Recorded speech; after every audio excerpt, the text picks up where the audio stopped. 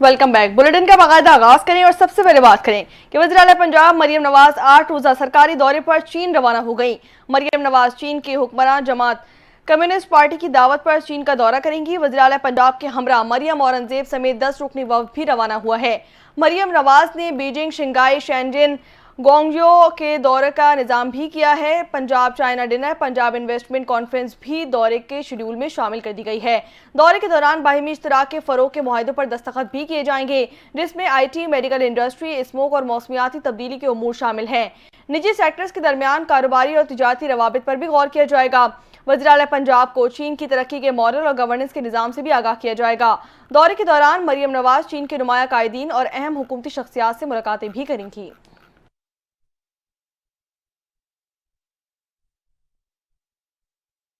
वजीर दिफा ख्वाजा आसिफ ने कहा है कि इस्लामाबाद होने वाले धरने में बुशरा बीबी को कोई छोड़कर नहीं गया, बल्कि इन समेत सब भागे थे।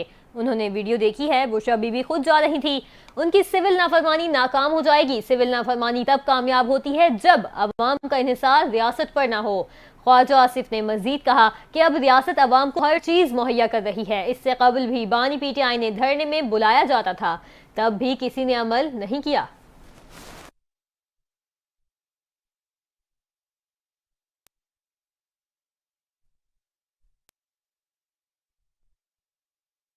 वफाकी वज़ीर इत्तलात और नशरियात अता तारड़ का कहना है कि मुल्क में इंतशार नहीं होगा, जहां भी होगा हम उसके सामने खड़े होंगे। वज़ीर इत्तलात का मजीद कहना था कि सिविल नाफरमानी की जो कॉल दी गई है वो मज़ाहिया खेस है। ये जो नाफरमानी और तशद्दुद की सियासत है, अवाम ने उसे मुस्तरद कर दिया। झूठा बयानिया बनाकर लाशों की सियासत की जा रही है। सिविल नाफरमानी की कॉल शर्मनाक है। तुम्हारी नाफरमानी की ऐसी की तैसी नाफरमानी तो तुम्हारे खून के अंदर है। लोगों ने इसको मुस्तरद कर दिया। उन्होंने मजीद कहा कि नाफरमानी और तशद्दुद की सियासत को अवाम रद्द कर चुके हैं, वरना ये दौड़ ना लगाते। जो मर्जी कर लो, तुम्हारी दाल नहीं गलने वाली। तुम्हारे लोग दुम दबाकर भागे हैं और आगे उनका कोई भी फ्यूचर मौजूद नहीं। अता तारड़ का यह भी कहना था कि खैबर पख्तूनख्वा हुकूमत सूबे में अमन व अमान लाने के लिए संजीदा नजर नहीं आ रही। लतीफ खोसा की सियासत करने की उम्र नहीं रही। मैं उनसे पूछता हूँ कि आपने दौड़ क्यों लगाई, भागे क्यों? ये इंतशार करना चाहते हैं जो हम उन्हें नहीं करने देंगे। नेशनल इलेक्शन प्लान पर अमल हो रहा है।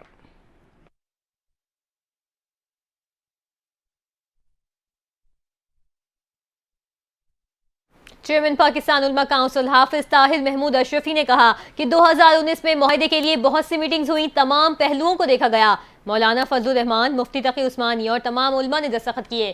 ताहिर अशरफी ने मजीद कहा 25,000 मदारिस में से 18,400 मदारिस ने रजिस्ट्रेशन कराई। लाखों की तादाद में तलबा मदारिस में पढ़ रहे हैं।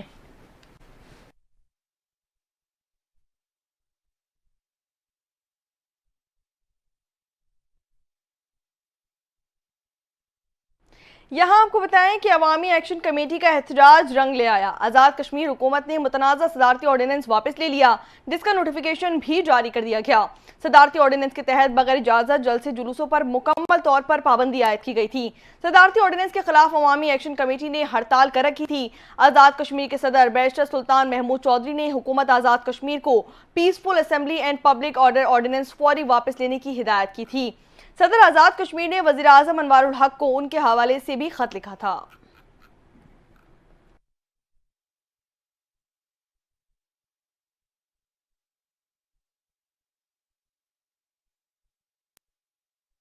अब आपको बताएं कि हुकूमत और इत्तेहाद तंजीमात मदारिस का 2019 का मुआहिदा मंजर आम पर आ चुका है। इत्तेहाद तंजीमात ने मदारिस को वजारत तालीम से मुंसलिक करने के मुआहिदे पर दस्तखत कर दिए थे।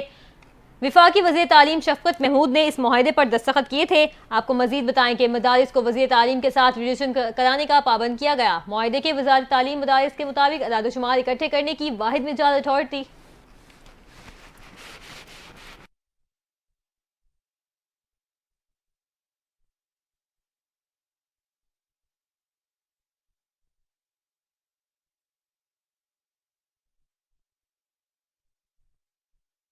आगे बढ़े और अब आपको बताएं कि सिंध हाईकोर्ट बार के इलेक्शन में बैरिस्टर सरफराज अली सदर मुंतखब हो गए। मोहम्मद राहिब लाखो नायब सदर, मिर्जा सरफराज अहमद जनरल सेक्रेटरी, अतर अली खासिन, वसीम सैफ खोसा ज्वाइंट सेक्रेटरी, जबकि फाकिया अमीन एडिशनल ज्वाइंट सेक्रेटरी बराए खवातीन मुंतखब की गई हैं। वज़ीर आज़म शहबाज शरीफ ने बैरिस्टर सरफराज को Sindh high court bar association के सदर मुंतखब होने पर मुबारकबाद पेश की और उम्मीद की कि नौ मुंतखब सदर वकला की फलाह बहबूद के लिए कोशिशें जारी रखेंगे और असूलों की सियासत और पासदारी को तरजीह देंगे। वज़ीर आज़म शहबाज शरीफ का मजीद कहना था कि नौ मुंतखब सदर कानूनी पेशे को मजबूत करने के लिए अनथक मेहनत करेंगे। इसी के साथ साथ इंसाफ और जमहूरियत के फरोग के लिए कोशिशें भी जारी रखी जाएंगी।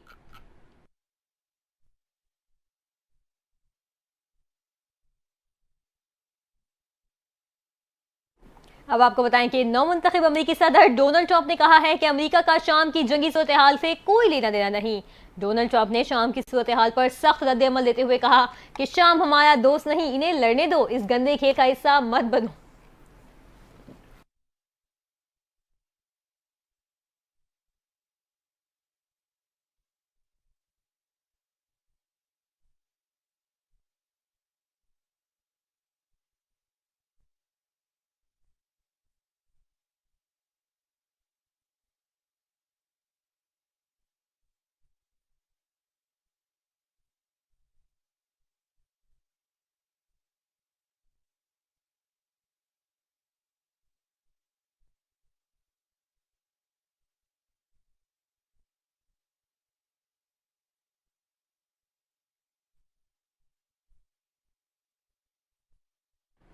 यहाँ आपको बताएं कि कतर, सऊदी अरब, उर्दन, मिस्र, इराक, ईरान, तुर्की और रूस की जानिब से कहा गया है कि शाम की मौजूदा सूरत हाल इलाकाई और बैनुल अक़वामी सलामती के लिए खतरनाक साबित होगी।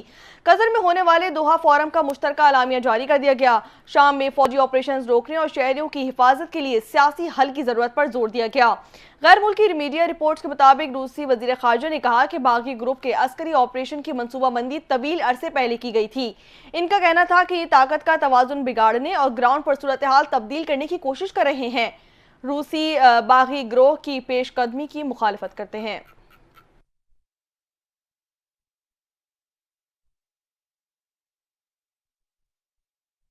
पाकिस्तान तहरीक इंसाफ के रहनुमा शुएब शाहीन ने मुतालबा किया है कि 26वीं आईनी तरमीम से मुतालिक केस फुल कोर्ट सुने। आईनी तरमीम करके इंसाफ के निज़ाम पर हमला किया गया। शुएब शाहीन ने कहा कि आईनी बेंच तो बने ही 26वीं तरमीम की वजह से हैं। अगर ये तरमीम कलअदम हो गई तो आईनी बेंचेस के फैसलों का क्या होगा। शुएब शाहीन ने कहा कि इलेक्शन फ्रॉड से मुतालिक हमारी दरख्वास्त सीनियर जजेस के पास लगाई जाए। आईनी तरमीम करके इंसाफ के निज़ाम पर हमला किया गया। पीटीआई रहनुमा ने कहा कि हुकूमत मुल्क के इदारों को नुकसान पहुंचा रही है। जुल्म की वजह से लोग मुल्क से सरमाया निकाल रहे हैं। मुल्क इस वक्त तरक्की करेगा जब कानून की बालादस्ती होगी।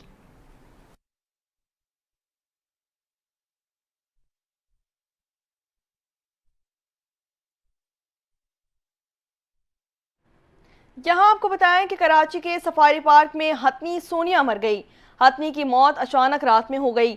इंतजामिया के मुताबिक सुबह 6 बजे अमला सफारी पार्क पहुंचा तो हाथी को मरा हुआ पाया। हथनी कल शाम तक बिल्कुल एक्टिव थी, मामूल के मुताबिक खा पी भी रही थी। सोनिया और मलका पहले से सफारी पार्क में मौजूद थे। हाथी का postmortem for post doctor Aamir Khalil करेंगे। डायरेक्टर सफारी पार्क के मुताबिक हथनी के पोस्टमार्टम के बाद मौत की वजह मालूम हो सकेगी। चंद रोज कबल चिड़ियाघर से मधुबाला को सफारी पार्क मुंतकिल किया गया था।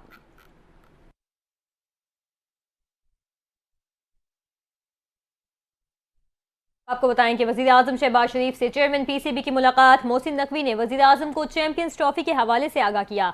वज़ीर आज़म शहबाज शरीफ ने चैंपियंस ट्रॉफी के मामले पर मोहसिन नकवी पर मुकम्मल एतमाद का इजहार किया। वज़ीर आज़म ने कहा, चैंपियंस ट्रॉफी से मुतालिक मोहसिन नकवी का मौक़िफ़ हर पाकिस्तानी की दिल की आवाज़ है। आईसीसी में मोहसिन नकवी ने पाकिस्तान के अवाम की तर्जुमानी की। पाकिस्तान की इज्जत सबसे पहले है, इसके बाद और कुछ। चेयरमैन मोहसिन नकवी ने कहा कि पीसीबी पाकिस्तान में चैंपियंस ट्रॉफी के इनेकाद के लिए तैयार है। हम पाकिस्तान और क्रिकेट की जीत चाहते हैं। चैंपियंस ट्रॉफी से मुतालिक अच्छी खबर सामने आएगी।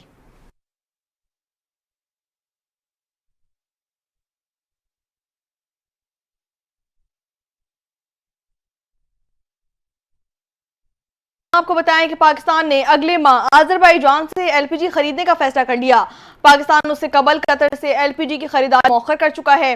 पेट्रोलियम डिवीजन के जराये के मुताबिक पाकिस्तान एलएनजी लिमिटेड मुल्क में गैस की तलब और रसीद की मजमूई सूरत हाल का जायजा लेने के लिए आज एक हंगामी भी तलब कर लिया गया, जबकि बोर्ड पीर को दोबारा बैठेगा, जिसमें अजरबैजान की पेशकश की मंजूरी भी दी जाएगी।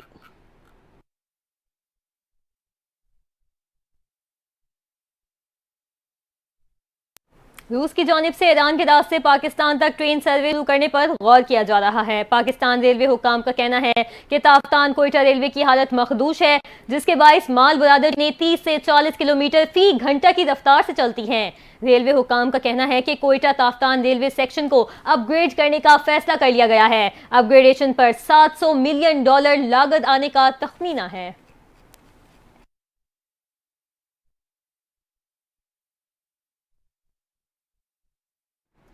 शाम के बागियों ने दमिश्क पर कब्जा और सदर बशार अल असद के मुल्क से फरार होने का दावा कर दिया। बरतानवी खबर एजेंसी के मुताबिक शमी सदर बशार अल असद तैयारे पर सवार होकर नामालूम मुकाम पर चले गए हैं। दमिश्क के अमिया चौक पर अवाम जमा हो रहे हैं। लोग फौज के छोड़े हुए टैंकों पर भी चढ़ गए। कतरी मीडिया के मुताबिक शाम की अफवाज दमिश्क के दाखिली रास्तों से पीछे हट चुकी है। बागियों को किसी मुज़ाकरात का सामना नहीं है। शाम में फौज की वजारत दिफा का हेडक्वार्टर भी खाली करने की इत्तला आई है, जबकि बागियों ने सरकारी टीवी और रेडियो इमारतों का भी कंट्रोल मुकम्मल तौर पर हासिल कर लिया है। गुज़िश्ता रोज हुकूमत ने सदर बशार अल असद के दमिश्क छोड़ने की इत्तलात की तरदीद की थी। इससे पहले बागियों की हमिस शहर पर मुकम्मल कंट्रोल हासिल करने का ऐलान भी किया गया था। हमिस के फौजी जेल से 3500 से जायद कैदियों को छोड़ दिया गया था।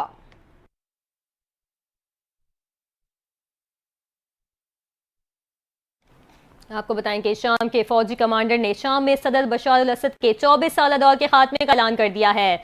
सदर बशार अल असद के मुल्क से फरार होने के बाद बागी ग्रुप तहरीर शाम मलेशिया के सरबराह अबू मोहम्मद अल जलाली ने अपने बयान में कहा कि पुरअमन इंतकाल इक़्तिदार तक साबिक वज़ीर आज़म मोहम्मद गाजी अल जलाली तमाम रियासती इदारों को चलाएंगे।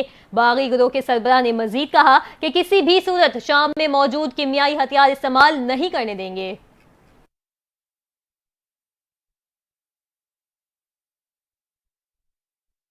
एडिलेड में ऑस्ट्रेलिया ने दूसरे टेस्ट मैच में भारत को 10 विकेटों से शिकस्त दे दी। भारत की जानिब से दिए गए 19 रन के हरफ को ऑस्ट्रेलिया ने बासानी 10 विकेटों पर हासिल कर लिया। दूसरे टेस्ट मैच में भारत ने टॉस जीतकर पहले बैटिंग का फैसला किया। मेहमान टीम पहली इनिंग्स में 180 रन बनाकर आउट हो गई थी। ऑस्ट्रेलिया ने पहली इनिंग्स में 347 रन बनाए और भारत पर 157 रन की बढ़तरी हासिल कर ली। तो दूसरी जानिब इनिंग्स में भी भारतीय बल्लेबाज बड़ा स्कोर ना बना सके और पूरी टीम 175 रन बनाकर आउट हो गई। 5 मैचों की सीरीज 1-1 से बराबर कर दी गई।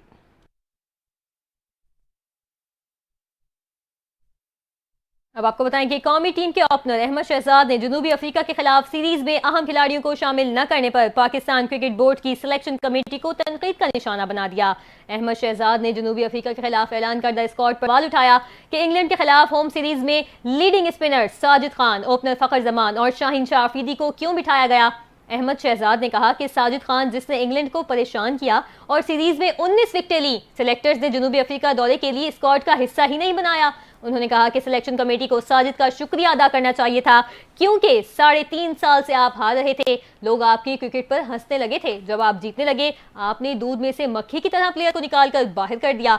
अहमद शहजाद ने फखर जमान का दिफा करते हुए कहा कि आप किस फिटनेस की बात कर रहे हैं? क्या नोमान या दीगर खिलाड़ियों ने अपने फिटनेस टेस्ट पास किए? आप झूठ बोलकर आवाम को बेवकूफ बना रहे हैं। शाहीन के हवाले से गुफ्तगू करते हुए कहा कि आपने शाहीन को ड्रॉप करके क्या हासिल किया? वर्कलोड मैनेज को देखना ठीक है, लेकिन इन्हें खिलाना चाहिए था।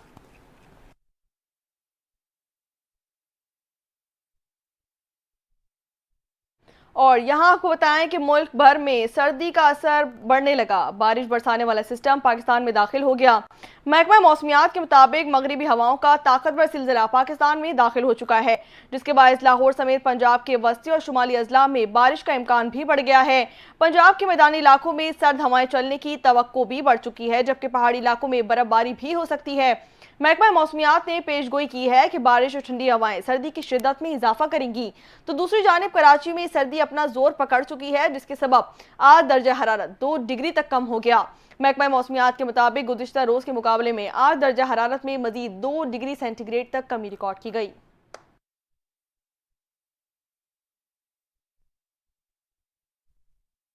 और इसी के साथ न्यूज बुलेटिन से फिल वक्त इतना ही। मजीद खबर अपडेट्स के लिए आप NTN के साथ रहें।